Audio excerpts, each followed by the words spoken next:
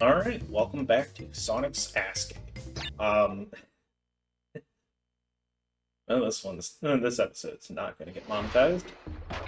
But anyways, the reason why I say that is it was actually nicknamed Sonic's Asking because, you Sonic was probably the most well-known animal character in video games at that point. Um, and you're constantly looking at Crash's butt, like, throughout most of the game.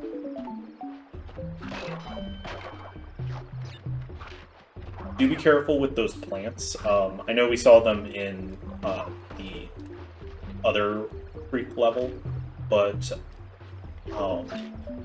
they can kill you, instant kill you, even if you have an arm. These ones will wait until you land on them. But the other ones, the sort of bluish-looking ones, are just auto. They kind of just do it on a timer. Okay, monkeys can't hurt you. I lied to you, I'm sorry. Well, looks like we're gonna have to reset, because this one you can actually get the box gem for right now. Yeah, I kind of had a feeling that was going to happen, but I wasn't sure. There's not a lot of build-up to them, to the plants closing. So it's kind of instantaneous when it happens.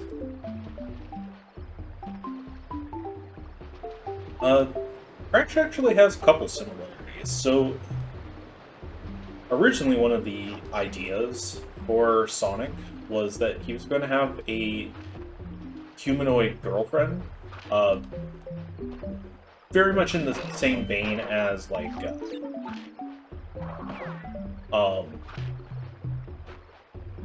as Who Framed Roger Rabbit, with his wife. Crash obviously has, Tana in this game. Tana doesn't make a reappearance, at least not this form of Tana, ever, I believe. Oops, I missed my time. I forgot to set my stopwatch when I started. Yeah, she's not a thing after the first game. Oh, okay, great. I don't know how I dealt with him the first time.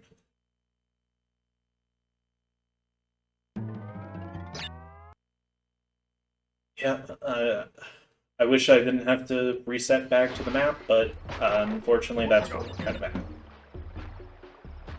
It's just a part of the game that you kind of have to get over. You're going to be resetting to the map a lot. In fact, that's actually a unique thing for the original Crash game. I don't believe any other Crash games use a world map.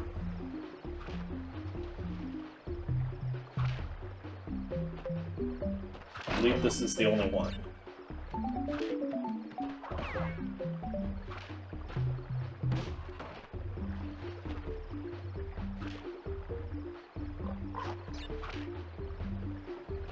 I don't like bird. That was weird. It was the picking up, I'm sorry, what? Pretty sure I jumped there, but okay, game. Alright. Where are we at? 5th time, maybe? Yeah, unfortunately, it's not really that helpful in this level, because most of the hazards, other than, like, the fish, are instant death. And even the monkey isn't really helpful, because it's not really helpful against the monkey, because the monkey bounces you away and you often fall into the river, or the creek. These things will kill you regardless if you have the knocker. Actually, I think they can even do it when you're invincible, which makes them extremely dangerous.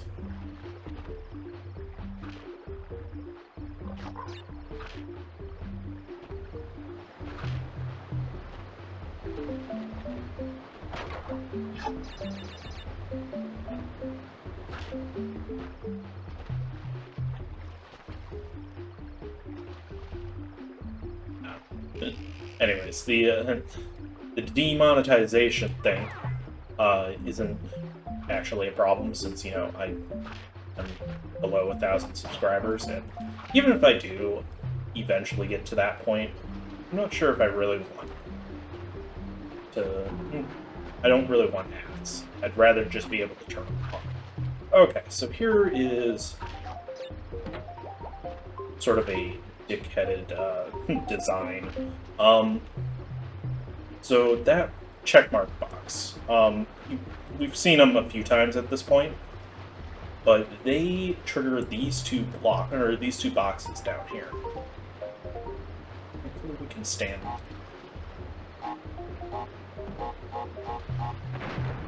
Oh. I don't even know why they put the lily pads down there. You can't get back up unless you have the bouncing box.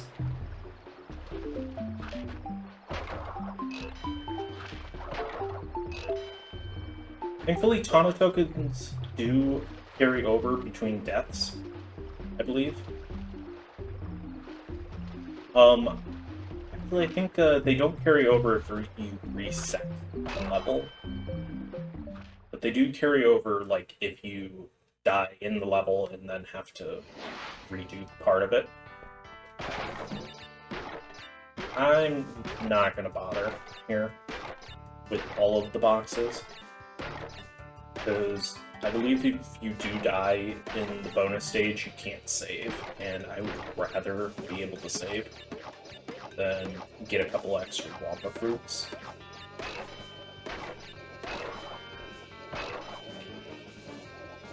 There we go. I'm gonna be so sad when I reset the game and I lose all of my lives. That's gonna be quite sad.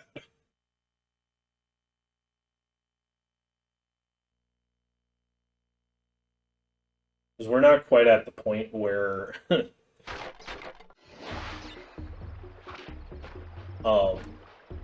I'm going to be losing a whole bunch of lives in a single level, because it will probably happen.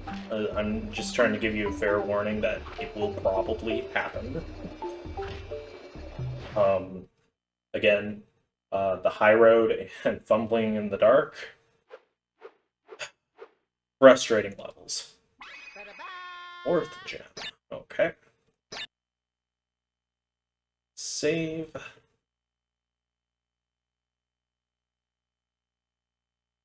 Unfortunately, the gems don't count, like, when saving your level progression. Because it would make a lot of sense if you got the gem for a level, and that means that you beat the level, and you should be able to go on to the next level.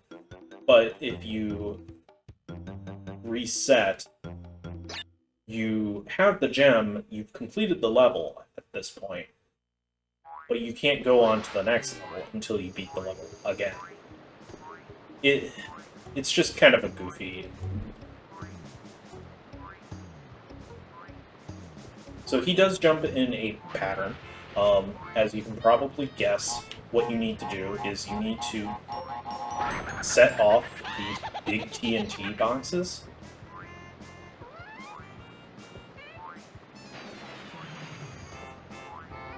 And this is probably my least favorite boss fight in the game, because it takes a bit of timing.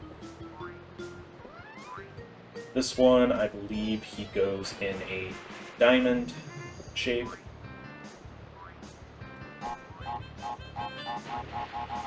Unfortunately, he was a little too far away. Oh, we should probably get out of the way for that one. My first time, I had the itchingest of times trying to beat him. Thankfully, I have a little more practice with the game at this point, but it was honestly, the part that made it the hardest was not falling into the water by accident. Okay, the Lost City, the first colored gem level. So yeah, we're gonna have to traverse this very vertical level. Fortunately, we do have to destroy that. Go back around. That can be kind of a tricky jump. There's a few more trickier jumps, obviously. These guys you have to bounce on. Trying to spin them away does not work. Just jump up with that.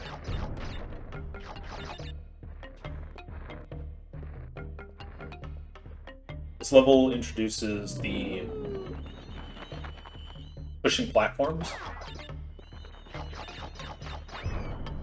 These bats will constantly respawn until you've killed both the leader and the end. So, as you can now tell, they're not spawning anymore.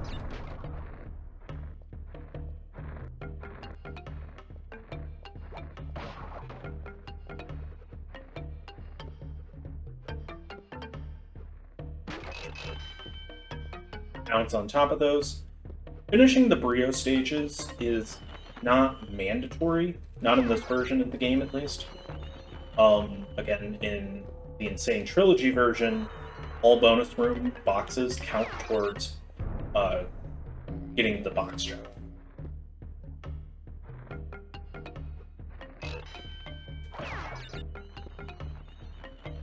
But in this version of the game, they're not mandatory. They're just for extra lives. That was close. You don't necessarily need to kill the bats.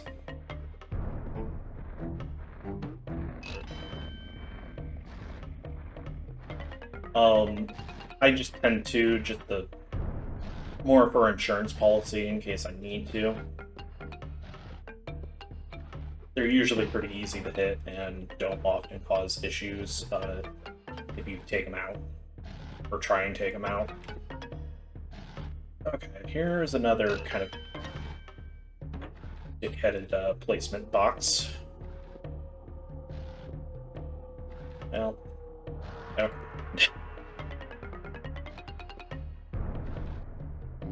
The Lost City really isn't too bad. Its sister level, though, sucks. In this version of the game. Always assume that a level is unfun in this version of the game because of the fact that you have to do it all in one move. In, okay, there's the Brio. In the Insane Trilogy version, it's obviously because I like living dangerously, if you can't tell. I think you kind of have to do that in order to have enough time. So the Brio stages are a lot harder. Because they are just longer. They tend to be filled with a lot more TNT, but they provide mostly all lives. Alright, give me a hug, you son of a bitch. Oh, he left. I'm sad.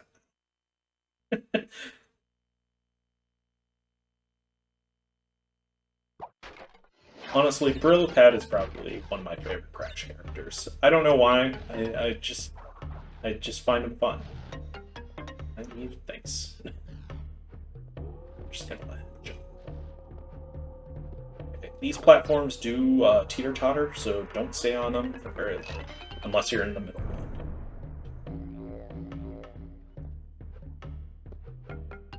Jump over. It's probably more dangerous than it needs to be, but okay.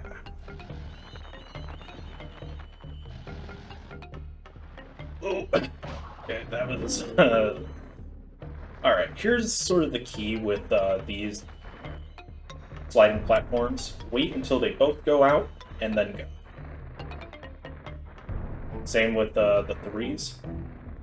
Just the key with them is to just be patient, which I realize can be kind of difficult sometimes. With those ones, again, just watch their pattern. you do need this one alive in order to get that box. So don't spin him away, jump on him. Oh, wait.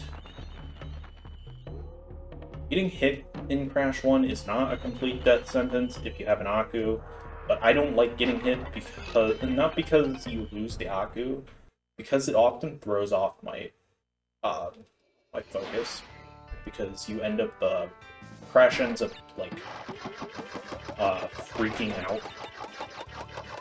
Again, I'm not going to worry too much about getting lives at this point. As you can tell, I am currently sitting very comfy with 64 lives. Like, if you're just going through the game normally, getting lives is not really that hard.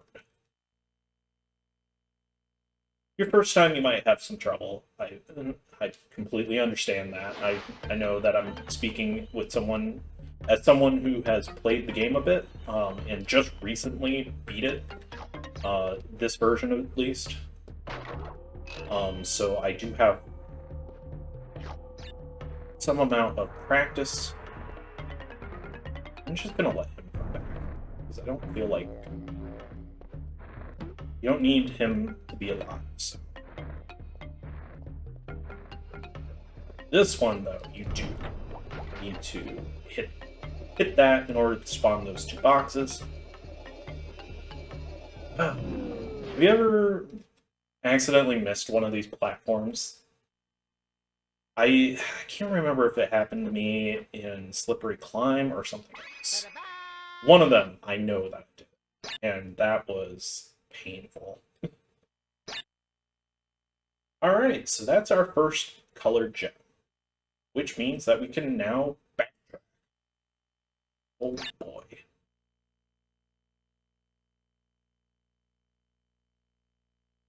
So, let's see here. Green gem. This is our first colored gem. We can use the green gem in Jungle Rollers and Castle Machinery, which we can't. The second of which we can't do just yet. That is not until the third island. But we can go ahead and do Jungle Rollers, which was the second level.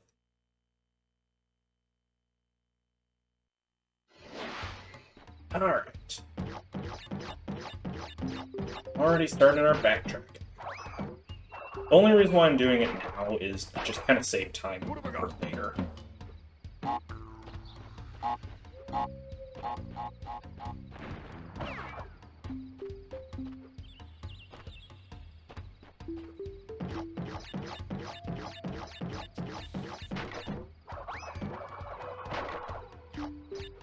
Honestly, I was not expecting to get this far already in 2 episodes. I was kind of half expecting it to take a lot longer to finish this game. I mean, obviously we still have a couple of parts, for sure. What have I got? When you are invincible, you do move a little faster, and I can't remember if you jump a little higher as well. Let me just read this stuff first. It is possible to do this without the green gem. If you have the invincible Aku and you time your jumps just right. Okay,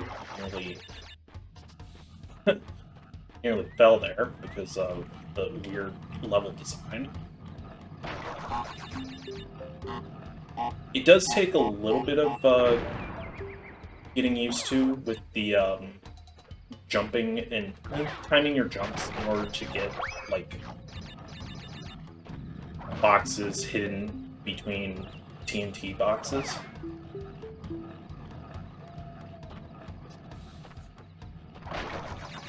Kind of have to make a judgment of how or when you should spin. Alright, nice.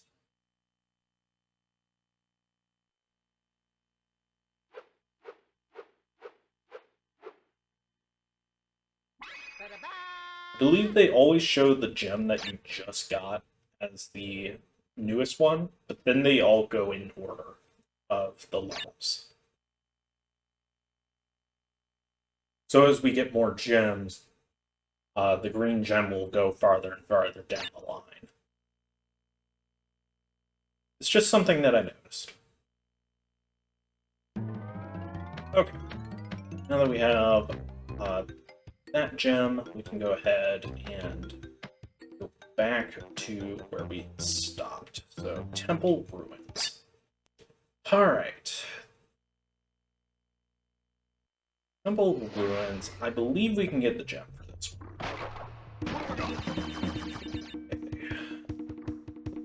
It's honestly kind of the worst levels to get the Aku in, because the extra speed can kind of throw you off like that. Well, that was more because I got caught on something.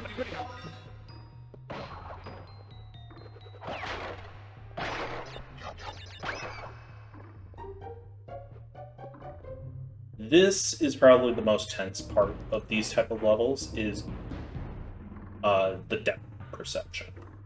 That will probably kill you more in these levels than anything else.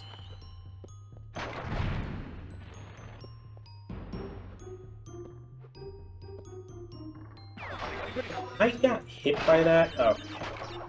Okay. Sure. Sure, I got hit by that.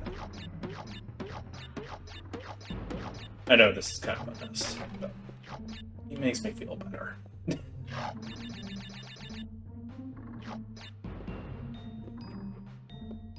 I couldn't see the platform there, so I thought I needed the jump.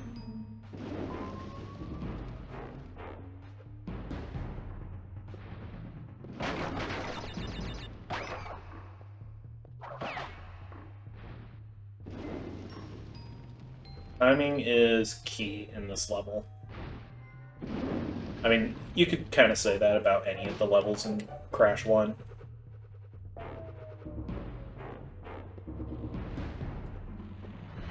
Watch out, there are bats that like to come down through this hallway, and if you're a little too far up, What have I got?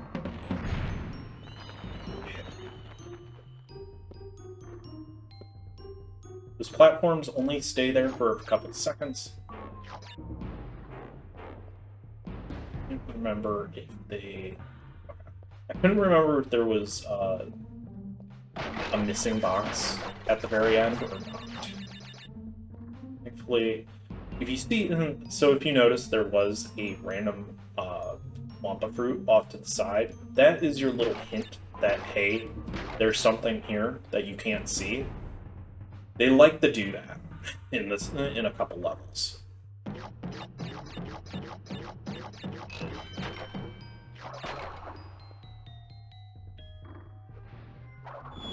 Oh, damn it.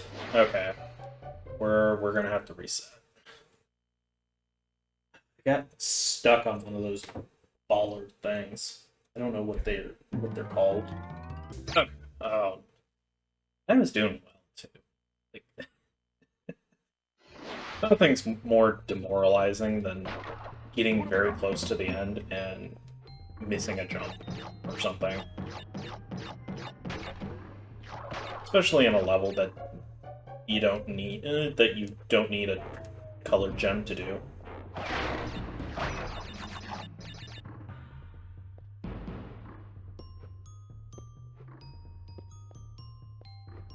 Not gonna lie, I almost thought about spinning into that and was like, oh, right, a TNT. This game does not have nitros. You may have noticed that if you're familiar with any of the other Crash games, nitros are a big thing. Those weren't introduced until Crash 2.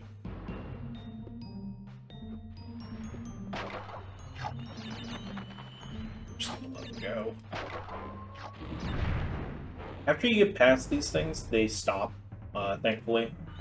Oh, jeez.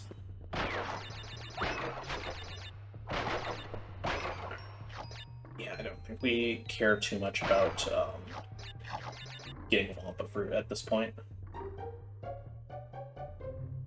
I love how Aku kind of spins with you.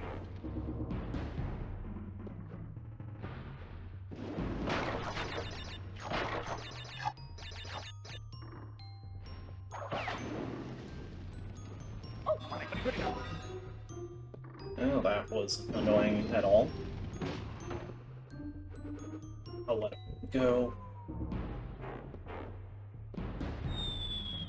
Okay, game. Thanks. Okay, happy fun time's over. I'm starting to get annoyed with this level. Like, it wasn't... Most of the deaths were my own stupidity. They do... those platforms do come back up after a little bit of time, but, yeah. Alright.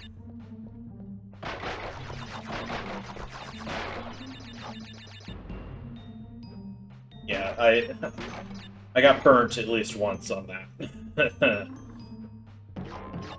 Not literally burnt, just, you know. Okay, make sure that we're far enough out so that we don't get clipped by the bollard thing. Whatever it is, the railing.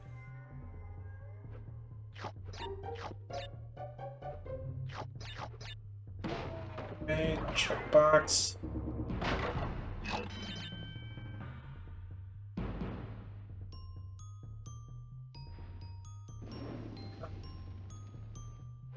Flame, make sure that it's down.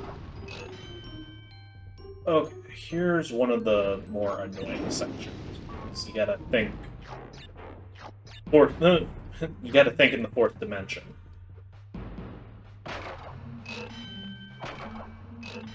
Thankfully, you can recover some of your lives that you have lost.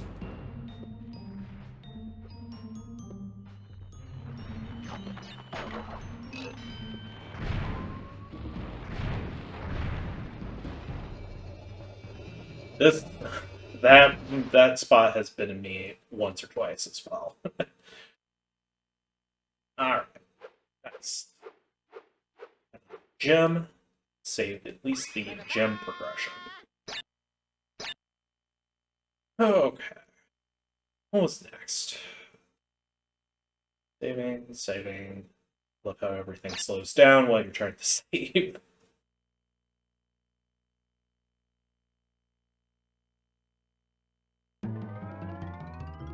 Oh, frick. Road to nowhere. I don't think it's kind of not an ideal level to have this, but alright. Going fast is honestly kind of worse in this level. Unfortunately, you cannot kill the warthogs. The warthogs are probably the part that I hate the most, to be completely honest. So the... Why did I do that?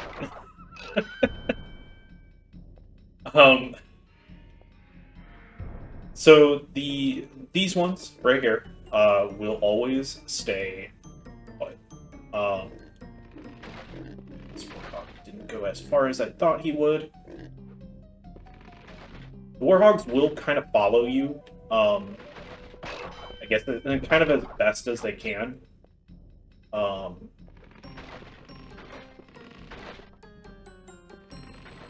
Yeah, honestly, going slow is kind of the recommended way. I believe this is one that we can't get the gem for. I believe we need the red gem. So dying in this stage is not a huge deal.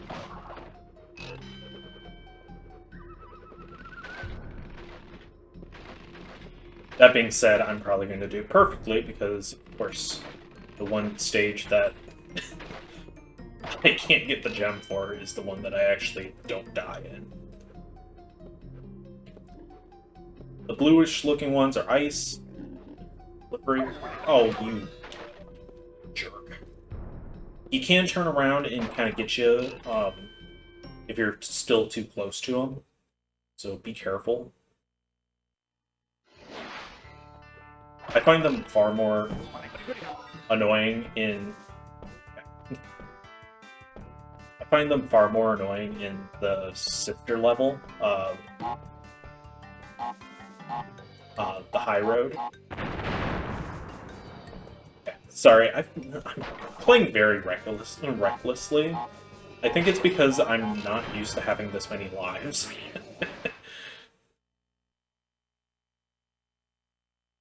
Okay, save our level progression.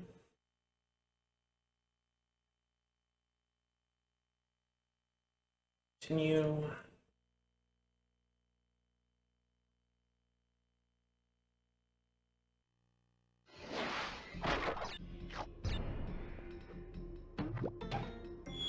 Okay. Good thing we don't care about dying in this level.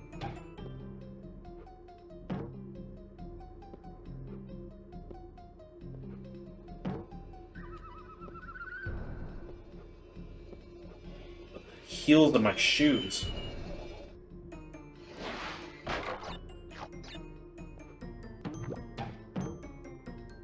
I like to get a running jump when I jump off of these turtle shells. I don't really like doing it from a standstill. You saw there is a red gem. You do need the red gem in order to actually beat that level.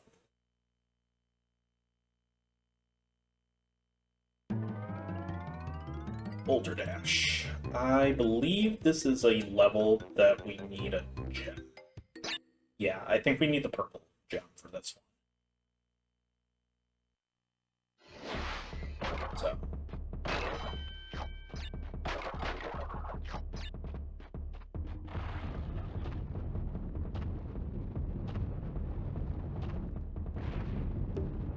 Boulder can get very close in this level. This level, in particular, it feels like you're more likely to die in it because of the boulder than because of falling into a pit. In the other level, it's more of falling into a pit that's the problem.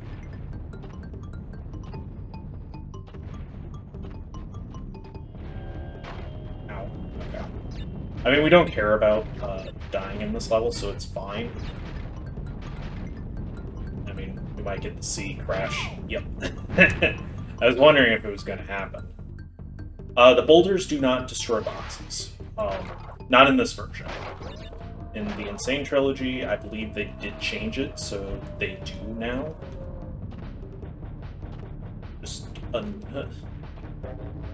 Just another tally mark for why you should play the Insane Trilogy version instead of this version, if you want a better experience.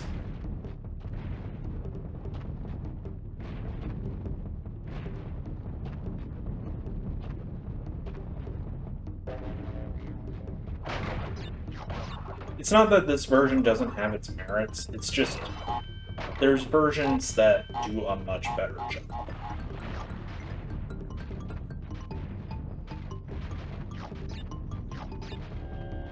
Well, specifically the Insane Trilogy version does a much better job, and then, even then, Crash 2 and 3 are just better overall games than Crash 1.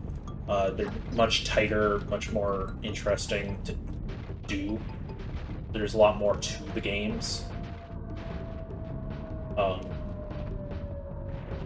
Giving Crash actual, abilities.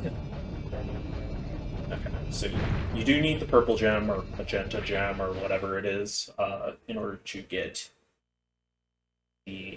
all the boxes for this level.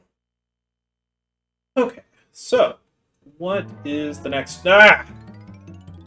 Alright. The next gem, or the next level, is Sunset Vista. Oh! We're going to be doing this in the next part. Hopefully it won't be too much, or too frustrating, but yeah, I think we're kind of at our limit for this episode. So thank you for watching, and I will see you guys next time.